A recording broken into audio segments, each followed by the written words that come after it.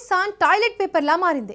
ఈ వ్యాఖ్యలు చేసింది వేరే దేశమైతే ఈ పాటికి ఉగ్రదేశం తైతక్కలాడేది. కానీ ఆ మాట అంది సొంత రక్షణ శాఖ మంత్రే కాబట్టి నోరు మూసుకుంది. అమెరికా తమ దేశాన్ని టాయిలెట్ పేపర్లా వాడుకుందని పాక్ రక్షణ మంత్రి ఖవాజా ఆసిఫ్ ఆరోపించాడు. అతను చేసిన ఈ కామెంట్స్ ఇప్పుడు ప్రపంచవ్యాప్తంగా సంచలనం సృష్టిస్తున్నాయి. ఈ వ్యాఖ్యలతో పాకిస్తాన్ను అమెరికా అంతటా వాడుకుందా అన్న సందేహాలు వ్యక్తమవుతున్నాయి. నిజానికి ఖవాజా ఆసిఫ్ చేసిన వ్యాఖ్యలు 2000 దశకంలో పాకిస్తాన్ పాత్రకు సంబంధించినవి. అసలు అప్పట్లో పాకిస్తాన్ అమెరికా నిజంగా వాడుకుందా? పాకిస్తాన్ డబుల్ గేమ్కు బలయ్యింది ఎవరు? అమెరికాకు ఎందుకు సిగ్గు లేకుండా పాక్తోనే అంటగాకుతోంది? What's the story?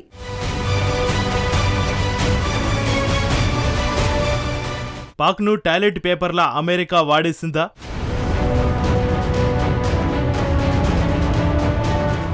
ఉగ్రవాదంపై పోర్లో డబుల్ గేమ్ ఆడింది ఎవరు?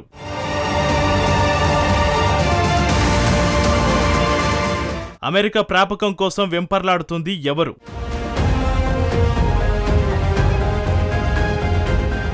అంతర్జాతీయ వేదికలపై పాకిస్తాన్ పరువును భారత్ తీయడం కామన్. పాకిస్తాన్ ఉగ్రవాదాన్ని భారత్ సాధారణంగానే ఎత్తుచూపుతోంది. ఉగ్రవాదాన్ని పెంచి పోషిస్తున్న పాక్ తీరును ఢిల్లీ తూర్పారబడుతోంది. ఉగ్రవాదంతో పాకిస్తాన్ చేసే దుష్ట కుట్రలను ప్రపంచానికి భారత్ వివరిస్తోంది. పాకిస్తాన్ పరువును భారత్ గంగలో కలుపుతోంది. కానీ ఇప్పుడు పాకిస్తాన్ పరువు పోయేలా ఆ దేశాన్ని తిట్టిపోయాల్సిన అవసరం భారత్కు లేకుండా పోయింది. ఎందుకంటే ఇప్పుడు పాక్ పరువును తీసేందుకు ఆ దేశంలోనే ఓ మంచి నాయకుడు ఉన్నారు. సొంత దేశం చేస్తున్న దుర్మార్గాలను అతడే ప్రపంచానికి చాలా క్లియర్ గా చెబుతున్నాడు. భారత్ను కడుపుబ్బ నవ్విస్తూ ఎంటర్టైన్ చేస్తున్నాడు పాక్ మంత్రి. పాకిస్తాన్ బజార్ కిడ్చి ఉతికి ఆరేసే ఆ లీడర్ మాట్లాడితే ప్రపంచం ముక్కున వేలేసుకుంటుంది. భారత్ మాత్రం పట్ట చెక్కలయ్యేలా నవ్వుతోంది. ఇంతకు ఇస్లామాబాద్ను ఉక్కిరిబిక్కిరి చేసే ఆ లీడర్ ఎవరు? అతను ఎవరూ కాదు, పాకిస్తాన్ రక్షణ శాఖ మంత్రి ఖవాజా ఆసిఫ్. పలుమార్లు పాకిస్తాన్ పాపాలను కళ్ళు కట్టినట్టుగా ఆసిఫ్ వివరిస్తాడు. పాకిస్తాన్ ఎందుకు, ఎవరి కోసం ఉగ్రవాదాన్ని సృష్టించిందో, ఆ దేశం ఎలాంటి దుర్మార్గాలను చేసిందో ఆసిఫ్ తాజాగా కూడా చాలా క్లారిటీగా వెల్లడించాడు. అమెరికా తమ సొంత ప్రయోజనాల కోసం, తన రాజకీయాల కోసం పాకిస్తాన్ టాయిలెట్ పేపర్లా వాడుకుందని ఆ దేశ రక్షణ శాఖ మంత్రి స్వయంగా పార్లమెంట్లో వెల్లడించారు.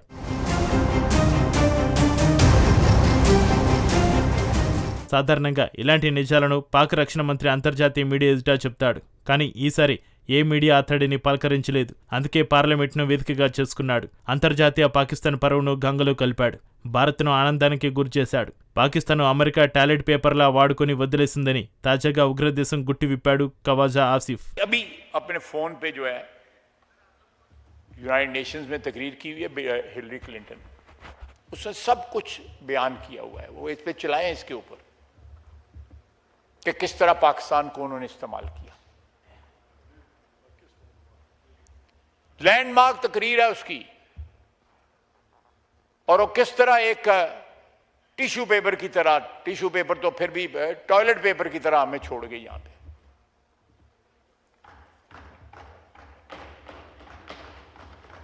फिर भी हमने उससे ना सीखा.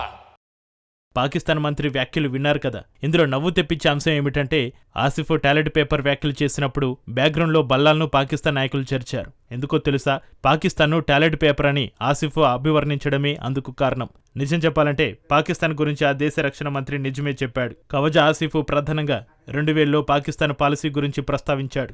ఉగ్రవాదంపై అమెరికా చేస్తున్న పోరాటంలో పాకిస్తాన్ కూడా పాల్గొంది. పాకిస్తాన్ను ఒక వేదికగా అమెరికా ఉపయోగించుకుంది. 1980లో సోవియట్కు వ్యతిరేకంగా ఆఫ్ఘన్లో అమెరికా పోరాటానికి దిగింది. ఆ తర్వాత 2000లో తాలిబాన్లకు వ్యతిరేకంగా అమెరికా యుద్ధానికి దిగింది. ఆఫ్ఘన్ తిరుగుబాటుదారులకు అమెరికా పెద్ద ఎత్తున ఆయుధాలను స్మగ్లింగ్ చేసింది. ఆఫ్ఘన్ ప్రతిఘటన దళాలకు స్వయంగా అమెరికన్ దళాలు శిక్షణ ఇచ్చాయి. ఆఫ్ఘన్ యుద్ధ నాయకులకు ధన సాయాన్ని పెద్దన దేశం అందించింది. అమెరికా సాగించిన ఈ యుద్ధంలో పాకిస్తాన్ అత్యంత ఉత్సాహంగా పాల్గొంది. దానికి పాకిస్తాన్ భారీగానే నష్టపోయిన మాట నిజమే. ఒకసారి 2005 నుంచి 2013 మధ్య కాలంలో చూడండి. 8 ఏళ్ల కాలంలో సుమారు 80,000 మంది పాకిస్తానీలు ప్రాణాలు కోల్పోయారు. ఏటా సగటున 10,000 మంది పాకిస్తాన్ ప్రజలు ప్రాణాలు కోల్పోయారు. చనిపోయిన 80,000 మందిలో 48,000 మంది అమాయక పౌరులు ఉన్నారు.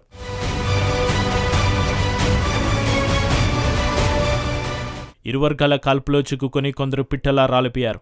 మరికొందరు అమెరికా ప్రయోగించిన విచక్షణ రహిత డ్రోన్ దాడులకు బలయ్యారు. 80,000 మంది బలిదానానికి బదులుగా పాకిస్తాన్కు దక్కింది ఏమిటి? డొనాల్డ్ ట్రంప్ ఫస్ట్ టర్మ్లో పాకిస్తాన్కు మిలిటరీ సాయాన్ని నిలిపివేశాడు. ట్రంప్ తర్వాత అధికారంలోకి వచ్చిన జో బైడెన్ పాకిస్తాన్ నాయకులను వైట్ హౌస్లో కలిసేందుకు నిరాకరించాడు. దీంతో ఇస్లామాబాద్ నిజంగానే ఏకాకిగా మారింది. అంటే ఖవాజా ఆసిఫ్ మాటలో చెప్పాలంటే పాకిస్తాన్ టాయిలెట్ పేపర్లా అమెరికా వాడుకుంది. కానీ ఇక్కడ అసలు విషయం మరొకటి ఉంది.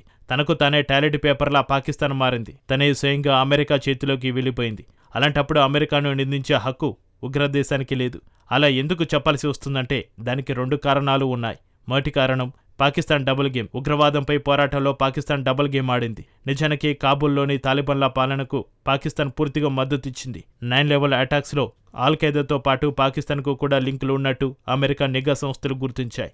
సో ఇస్లామాబాద్ను ఏమీ తెలియని అమాయక దేశంగా అనుకుంటే పప్పులో కాలేసినట్టే.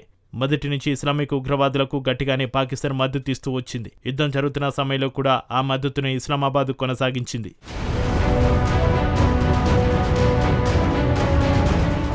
ఒకవైపు పాకిస్తాన్లో తాలిబాన్లతో పోరాడుతూ అమెరికా డబ్బును, తమ సైనికుల ప్రాణాలను కోల్పోయింది. అదే సమయంలో పాకిస్తాన్ రహస్యంగా అదే తాలిబాన్ల గ్రూపుకు సహకారం అందించింది. నిజానికి ఉగ్రవాదులను గుడ్డు టెర్రరిస్టులు, బ్యాడ్ టెర్రరిస్టులు అంటూ పాకిస్తాన్ 2 రకాలుగా వర్గీకరించింది. పాక్ యాంగిల్లో గుడ్డు టెర్రరిస్టులు ఆ దేశ శత్రువులను టార్గెట్ చేస్తారు. ప్రధానంగా భారత్పై ఆ మంచి ఉగ్రవాదులను పాకిస్తాన్ ఉసిగొల్పింది. కానీ ఇస్లామాబాద్ భావిస్తున్న దుష్ట ఉగ్రవాదులు మాత్రం పాకిస్తానే టార్గెట్ చేస్తున్నారు. పాకిస్తాన్ కష్టాలన్నిటికీ మూల కారణం టెర్రరిస్టులను ఇలా వర్గీకరించడమే.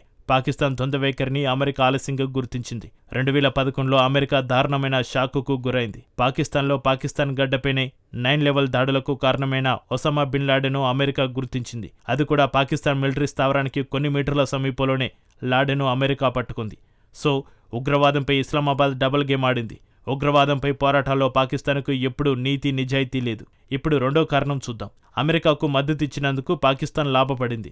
అగ్రదేశానికి మద్దతు ఇచ్చినందుకు 2002 నుంచి $3,300 కోట్ల అమెరికా సాయాన్ని పాకిస్తాన్ అందుకుంది. ఇందులో మిలిటరీ అభివృద్ధికి ఆ నిధులను పాక్కు అమెరికా ఇచ్చింది. ఇప్పుడు కూడా పాకిస్తాన్ F-16 యుద్ధ విమానాలను వాషింగ్టన్ అప్గ్రేడ్ చేసి ఇచ్చింది.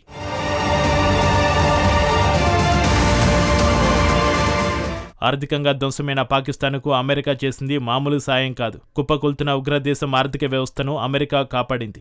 నిజానికి అమెరికాపై ఖవాజా ఆసిఫ్ నిందలు వేయకూడదు. ఎందుకంటే స్వయంగా టాయిలెట్ పేపర్లా అతడి ప్రభుత్వమే మారింది. 2000 దశకలో అమెరికా అధ్యక్షుడు జార్జ్ బుష్ను ప్రసన్నం చేసుకునేందుకు పాకిస్తాన్ తీవ్రంగా యత్నించింది. 2020లో అప్పటి అమెరికా అధ్యక్షుడు డొనాల్డ్ ట్రంప్ను మచ్చిక చేసుకోవాలని పాకిస్తాన్ తెగ ఆరాటపడింది. అమెరికా అధ్యక్షుడి కుటుంబంతో పాకిస్తాన్ ప్రభుత్వం ఒక క్రిప్టో ఒప్పందంపై కూడా సంతకం చేసింది. పాకిస్తాన్ సహజ వనరులను వెలికి తీయడానికి అమెరికా కంపెనీలను ఇస్లామాబాదే స్వయంగా ఆహ్వానిస్తోంది. ఆసిఫ్ సొంత దేశంలో సగటు పాకిస్తానీ ప్రజలు మాత్రం పూట గడవక ఇబ్బందులు పడుతున్నారు. అమెరికా విషయంలో పాకిస్తాన్ పదే అదే స్టోరీని పునరావృతం చేస్తోంది. పాకిస్తాన్ జనరల్ తమ భౌగోళిక రాజకీయ క్రీడలను ఆడుతుంటే సామాన్య ప్రజలు మాత్రం పేదరికంలో మగ్గుతున్నారు. ఇక అమెరికా విషయానికి వస్తే అగ్రదేశం కూడా తక్కువేమీ కాదు.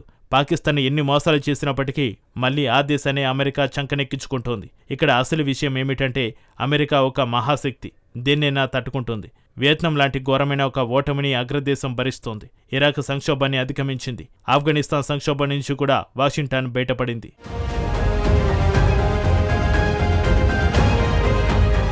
పాకిస్తాన్ చేసే మరో మోసాన్ని కూడా అమెరికా ఖచ్చితంగా తట్టుకుంది. కానీ ఇస్లామాబాద్ వాటి వ్యవహారాలను భరించగలదా? ఎందుకంటే పాకిస్తాన్లో ఏ క్షణంలోనైనా సైనిక తిరుగుబాటు జరగొచ్చు. ఏ క్షణంలోనైనా ఉగ్రదేశం ఆర్థిక వ్యవస్థ దివాలా తీయడానికి సిద్ధంగా ఉంది. అలాంటిది ఉగ్రదేశంతో పెట్టుకుంటే తనే నాశనం అవుతుంది. ఆకు వచ్చి ముళ్ళు మీద పడినా, ముళ్ళు వచ్చి ఆకు మీద పడినా నష్టం ఆకుకేనని పాకిస్తాన్ ఎప్పుడు తెలుసుకుంటుందో ఆ దేవుడికే తెలియాలి మరి.